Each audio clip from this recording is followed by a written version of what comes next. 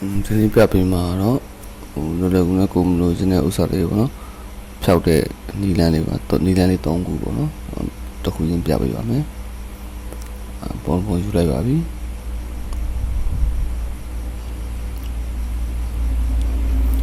ဒီစားဒီပုံလေယာ0လောက်လိုက်ပါမယ်နော်ကလေးနှစ်ချက်တော့နေတယ်ပါလေယာ0ဖြစ်သွားပါလိမ့်မယ်ကိုယ်စားလာဆို2ယူတယ်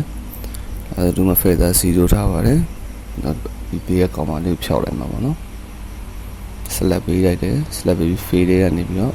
contact မှာကျွန်တော်တို့ပေါ့နော်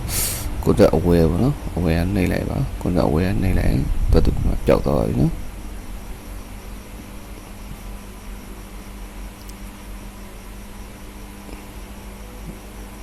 ဒါပမာနီလန်တစ်ခုပေါ့နော်နောက်ထပ်နီလန်တစ်ခုချက်ပြပါမယ်နောက်နီလန်တစ်ခုကလေယာခွဲလိုက်ပါပြီးတော့ကလုံး stand 2ကိုယူလိုက်ပါ opacity တရား follow တရားပါနော် follow တရား opacity တရား okay ဆက်ကြည့်ပါကိုလိုတဲ့နေရာကို order ဖိထားပြီးတော့ grid ချက်ပေးပါပြီးတော့ဖြည့်ရှင်တဲ့နေရာကို grid ထပ်နှိပ်ပါ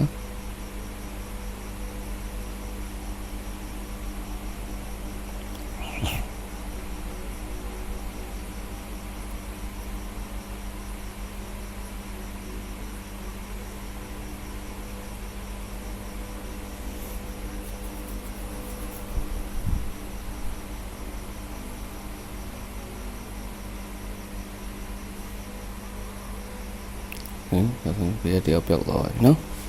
ဒါတူညာနီလန်းလေးပါနောက်တတိယနီလန်းလေးပြန်ပါတတိယနီလန်းတော့ပတ်2နဲ့ပါလေးရခွဲလိုက်ပါခွဲပြီးပတ်2နဲ့ဆက်လက်ပတ်ပေးပါ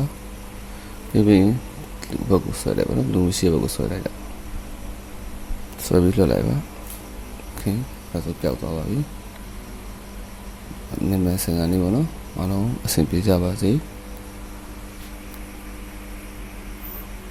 ကျေးဇူးတင်ပါတယ်